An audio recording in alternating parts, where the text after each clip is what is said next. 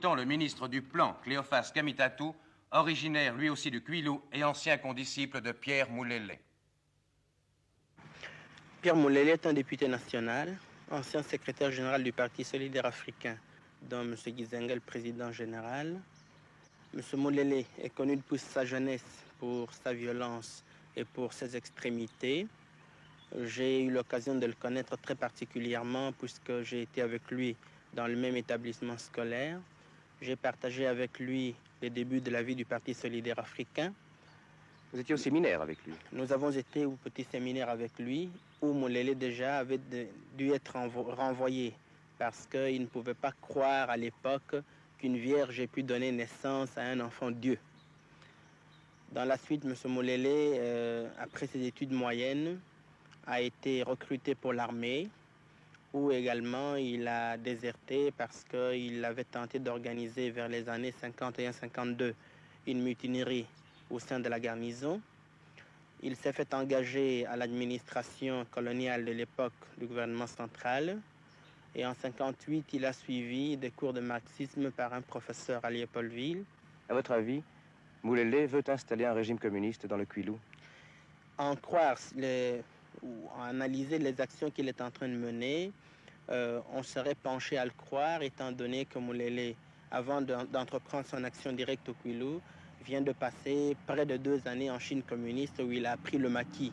Alors il ne serait pas impossible, étant donné surtout les débuts de son maquis qui ressemblent étrangement aux actes que les communistes, n'est-ce pas, ont posés en Chine lorsqu'ils ont commencé leur révolution.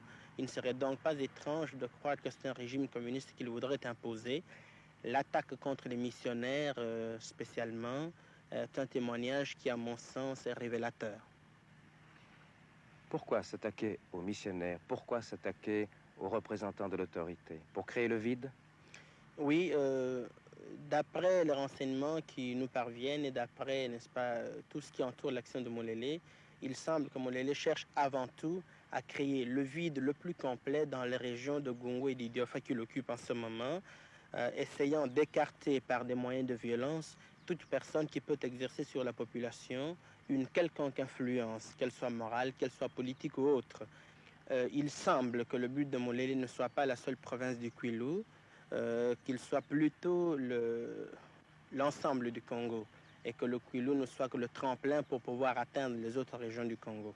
Et on laisse entendre dans les milieux qui ont certaines accointances avec Moulélé qu'il viserait surtout Léopoldville où il entend prendre le pouvoir. Je crois que le gouvernement a pris toutes les mesures qui s'imposent. On pourrait faire plus? Je crois qu'il y a moyen de faire plus et les responsables sont conscients de la situation. Moulélé dispose-t-il, à votre avis, de fonds importants? On ne peut pas évaluer exactement les fonds dont il dispose, mais le service d'ordre en saisit lors d'une attaque contre un camp d'entraînement un de ses carnets chèques dont il avait déjà tiré plusieurs chèques sur des banques étrangères à Beyrouth, à Genève, au Caire. Et on suppose qu'il dispose de fonds importants puisque sur ces chèques qu'il avait tirés, il était porté des sommes assez importantes qui dépassaient plusieurs millions en devises.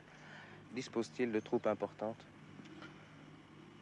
On peut considérer que les jeunes gens qui sont valides dans les territoires d'Idiofet de Gungu se sont pratiquement tous mis à son service et je crois qu'on peut les évaluer facilement à quelques 5 ou 6 000.